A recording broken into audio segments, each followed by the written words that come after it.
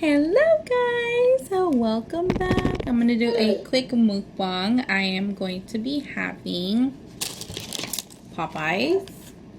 I got a biscuit, chicken, mac and cheese, and mashed potato, and they put the gravy on there. I usually never ask for gravy because I don't like gravy, but yeah, but I forgot, and then it was through drive-through, but I tried it and it's really good. So, getting on here, I'm gonna tell you my birth story. So, as you all know, I do have a newborn. And she is 3 months. And I'm making a mess over here.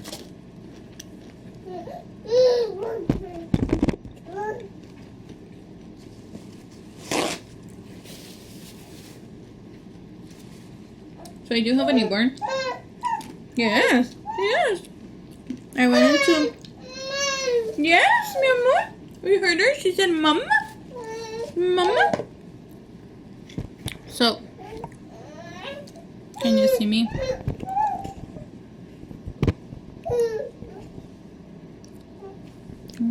If I can, have to like zoom out. There we go. So, I went into labor. I thought it was labor, but it was just, you know, Braxton Hicks and stuff on Friday. Yeah. And then on Sunday,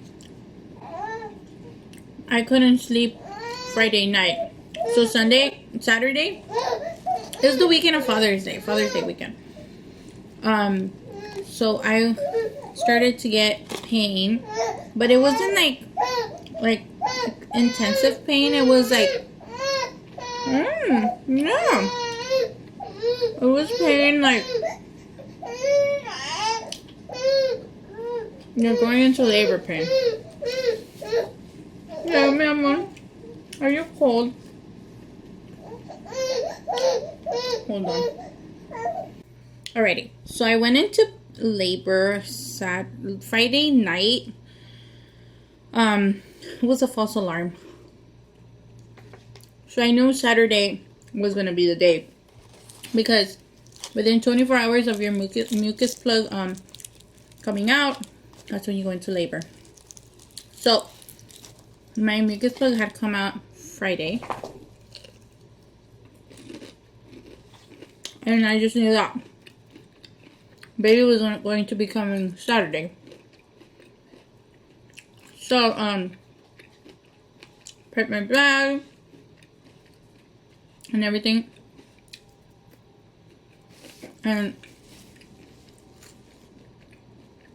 oh my god, chicken's so crunchy. And I prepped my bag, prepped myself mentally, because you know you do have to prepare mentally, because I knew that I wasn't going to do any medication. I was going to be able to tolerate the pain. And that's my dog eating what I just dropped on the ground. So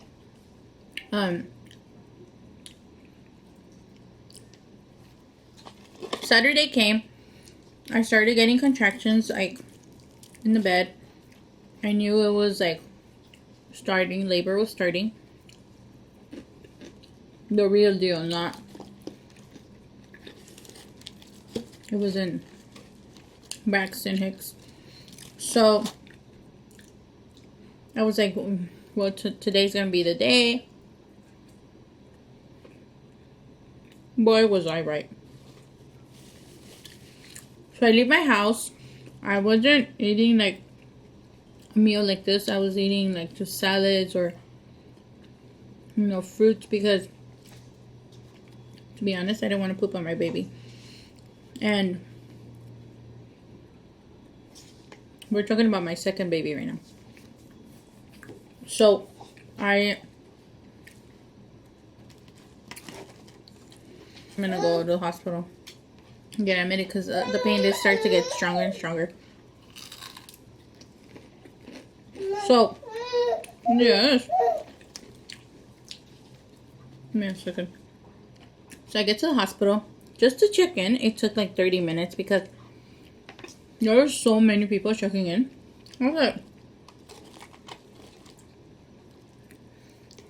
what are they like giving out things or? Because there's a lot of people there. Oh. And there's this lady in front of me, and she goes, "Oh my God, you're gonna have a baby!" And I was like, "Yeah," but like the pain was starting to get stronger and stronger. And I was like, I can't take it. Like, I feel and like I need a chair. I need to sit down. Again, mommy? So, literally the lady that was in front of us, she let me cut in front of her.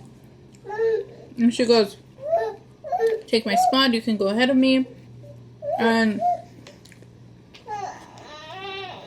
had not she given up her spot, I would have probably not had my kid there, but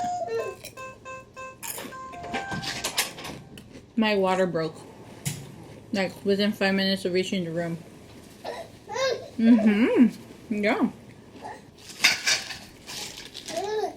Within 5 minutes of getting up to my room, my water breaks, and I'm like, okay, baby for sure is coming today. And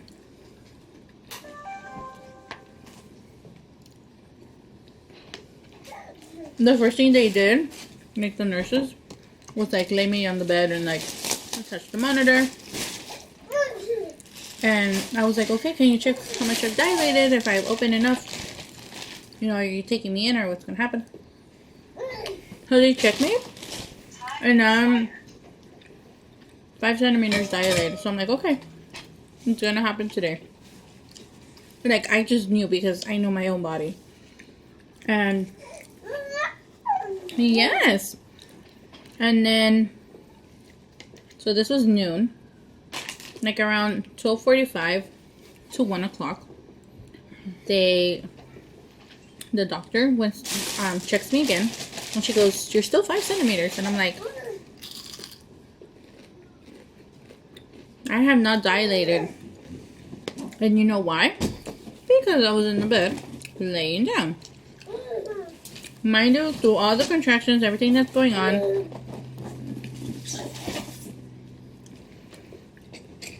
I did not get any pain relief medication or anything. It's all like, I'm feeling everything. Yes! Yes, yes. So, I'm like, laying here in bed, it's not helping. I told this to myself. Because no one's going to tell you that. I told this to myself. Being here in the bed, it's not helping. You have to get up, girl. You have to squat. Maybe I'm my own motivational speaker. Yep. So, I get up, start. But, before I got up, they're like, no, you can't get up because you're attached to the monitors. We're monitoring the baby. I'm like, I'm getting up. Figure out a way you want to monitor the baby. Because I'm getting up. I get up, go to the bathroom, and then after I'm done using the bathroom, I'm like, okay, I'm gonna squat. I start squatting, doing as many as I could possibly do in between contractions. Yes. And then I come out of the restroom, and my mom and my husband were there during my birth. So then they're like, my mom was like, come on, sweetie, I'm gonna put some oils on your back. I'm gonna help you with this baby. But by then, the contractions were so strong because my whole body started to shake. So I was like, okay, I'm not 5 centimeters anymore. Like, I can truly feel it. Oh, they gave me breast. That's my favorite type of chicken breast. By then, I was already shaking. I think this is around 2 o'clock now. Keeping up with the time. Yeah. So, it's 2 o'clock. 2:15. My mom's rubbing my back, putting some essential oils on my back. And then, I'm like, oh my god, this kid's coming today. You can feel it. My legs started to shake. I was like trembling. And then, all of a sudden, drama mama over here. The nurse comes in and she goes, "You're COVID positive. Your family, like my mom and my husband, have to leave the room. They can't stay here." And I was like, "That's not possible. I can't be positive. You need to retest me again because you're lying." Like, as a woman, you need support there. You need someone to be there for you, especially during like your labor and your delivery. You need support. So I was like, "You need to retest me again because I do not have COVID." They retest me, but guess what? The test takes about 8 hours or 7 hours just to like give you the official okay whether you don't or you do have COVID. So I'm like, within that, I'm like, "Lord Jesus, let this test come out negative because I know I don't have COVID. I'm not careless. I'm over there taking care of myself, so, you know." Yeah, sweetie pie, yes. So, meanwhile, you know, the nurse is explaining that, and I'm like, "The baby's coming! The baby's coming!" Yep. So I run to the bed, and then I just pushed, and by this time it's 2:30, and baby comes out. Nope. Baby was out. Thankfully, she came out super quick. What I forgot to do during labor was to learn how to breathe. Inhale through your nose, exhale through your mouth. Yes, sweetie pie. So, babe, can you cover the baby? I forgot to do that, but when many of you girls are pregnant, and block out people because sometimes too many people are talking and can't even concentrate. So baby was born around 2:30. Healthy baby. I kept her there. I requested not to get the baby bathed. And, you know, certain things that I wrote on my birth plan. I did request delayed cord clamping, which they did not follow. They clipped it super quick. And it wasn't until after that I noticed.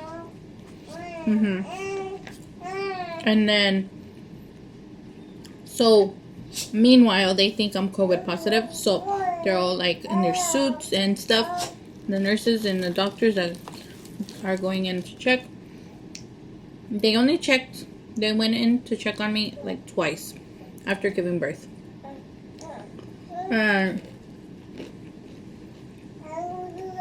I didn't get up from the bed until 2 hours later after giving birth. I was by myself. No husband, no mom. And it was traumatizing because I knew that like I had to be strong and I had to do everything possible for my baby so she could survive. Because you do need to do skin to skin like right away. And I requested for formula because I wanted to give my baby formula the first 30 days of life because I know my milk does not come in. Even though I latch her on, it still doesn't come in.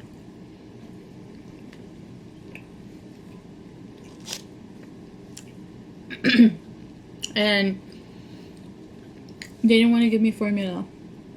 I was like, why are you not bringing me formula? And they're like, oh, because we encourage breastfeeding. And I'm like, it's okay. You can encourage as much as you want, but I need formula. Like, I need to feed my kid formula.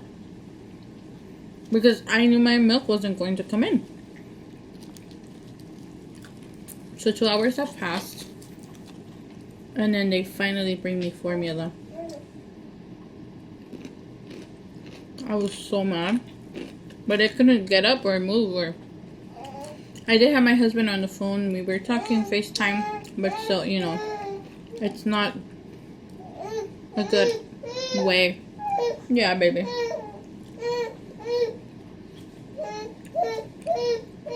So like I mentioned, nobody came to check on us. Only like twice. Between 2:30 down to 8 p.m. And then by 8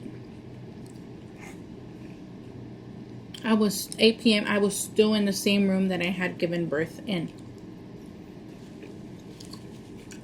I was so mad because they didn't even clean the room. Everything was like trashed. I know, because they wear their suits, so everything was like in there. And the environment, the ambiance was so bad. Give me a second. So the environment was so bad. I was like, I wanted to get out of there as quick as possible, but obviously I couldn't leave until the baby had officially turned 24 hours. So it was 8 p.m. The new shift change had just happened, so I got a new nurse, and I was like, can you please help me? I was naked, dude. I was naked in bed with my baby, holding her, giving her bottle, because like I said, I can't produce milk within the first 3 days because that's just how my body is. Mind you, I did not do the epidural. I did not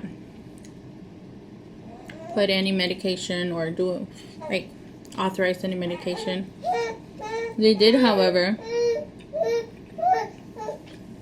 in the catheter put oxytocin, which makes you like a little drowsy and stuff. I don't know, mommy. But still, like, I'm just thankful I didn't accept any other drug into my body, because had I put more drugs into my body, I don't think I would have recovered as quick. And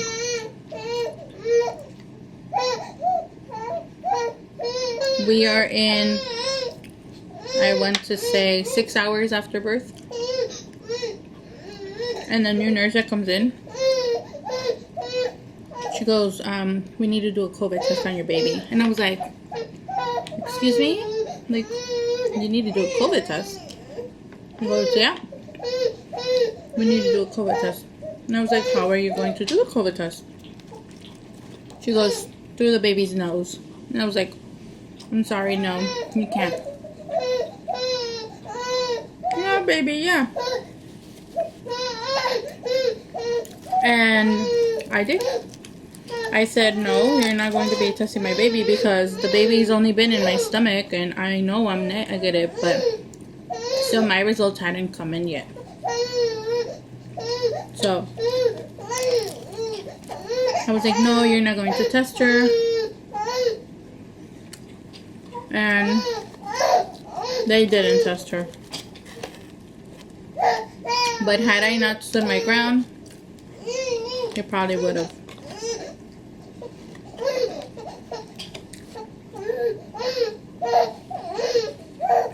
So it's 11 o'clock p.m.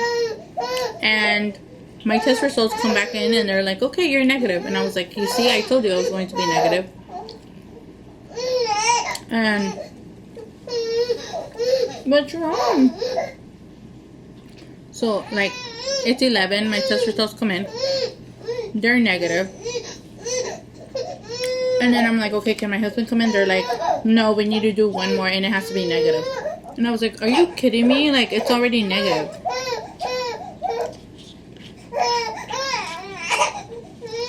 It's midnight. It's midnight. And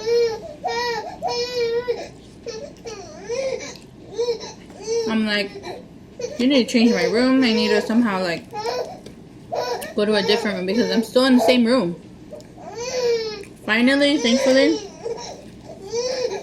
I changed my room. And then my third test result comes in. And it's negative, so they let my husband in. And then they helped me. My husband helped me, and then my mom also helped me. You know, take care of the baby. While I rested, they took care of the baby. This is Sunday now. Father's Day. And then by, I want to say, 3 or 4 p.m.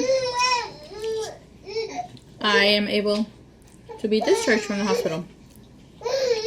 But here, let me tell you a secret. I was never admitted to the hospital. I was getting ready to be discharged, yet I was never admitted to the hospital. Seriously. Anywho, I only had one meal at the hospital, and that was like Sunday, Father's Day, around 9 or 10. And yeah, that's my birth story of my second kid. Alright, I'm gonna go grab her so you guys can meet her. I ate almost everything. Except for 2 pieces. I ate only 2 pieces. And half of a biscuit because I'm not full. So let me go grab her. So here she is, baby. Say hi. Hi. So, you guys, that is the end of the mukbang. That is the end of my birth story. And I hope you guys like it. I'll see you guys soon. Bye.